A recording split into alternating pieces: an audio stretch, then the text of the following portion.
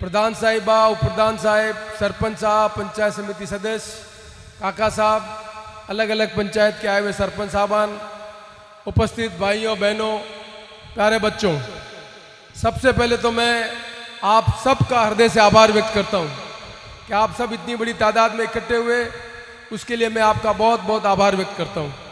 अभी मैं लंबे समय तक जो अलग अलग बातें कही सुन रहा था मैं, तो मुझे ये कहते हुए बहुत प्रसन्नता है कि इतने बड़ी तादाद में जो माँ बहन बैठे हैं, भाई बहन बैठे हुए हैं, उनके मन में ये इच्छा है कि हमारे इलाके की तरक्की होनी चाहिए। जो कुछ मैं सुन पाया उससे मुझे अच्छा लगा। मैं 1980 में एमएलए बना, 43 साल पहले, 1980 में। अभी गणेश जी बूढ़े हो गए, मैं भी बूढ़ा नहीं हूँ, मैं भी थोड़ा ठीक हूँ मैं, पर मैं अभी जितने पुराने आदमी सबको जानता हूँ मैं। पर आज मैं नई बात करने के लिए आपके बीच में आया हूँ। 1943 में जब पहले मैं 43 साल पहले मैं जब एमएलए बना, तब नेगड़िया पंचायत में क्या क्या काम है और आज क्या क्या बदलाव हुआ उसको मैंने देखा और समझा है।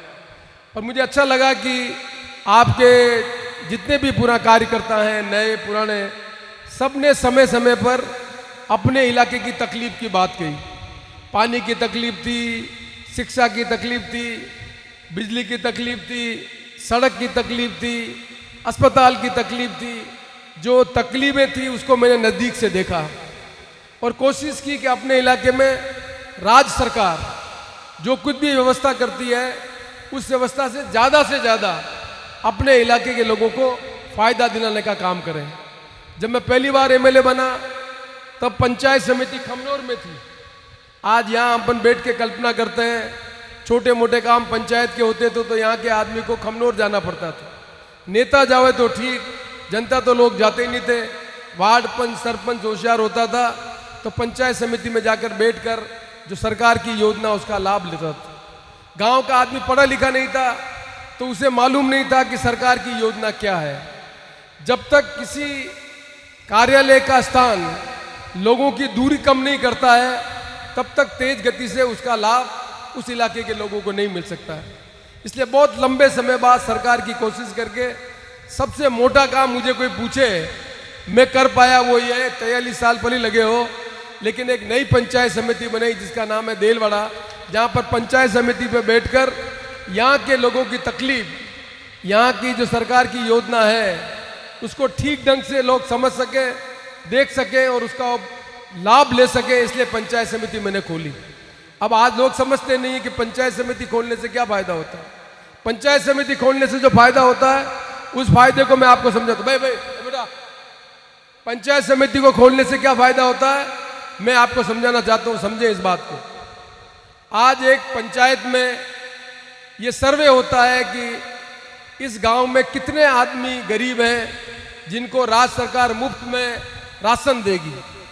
यदि पंचायत का सरपंच, वार्ड पंच होशियार हो तो सरकार आपसे पूछती है, पंचायत से उनकी लिस्ट बना के दो, आपसे पूछती लिस्ट बना के दो, आपके गांव में कितने आदमी जिसके मकान नहीं है उनकी लिस्ट पूछते हैं गांव से लोगों को। न प्रधानमंत्री, न मुख्यमंत्री, न एमएलए उनका चयन करता है गांव का आदमी।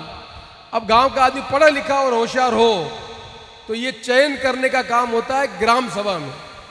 अब ग्राम सभा की मीटिंग कैसे होती है, मैं तो पढ़ा लिखा आदमी, मुझे जानकारी है।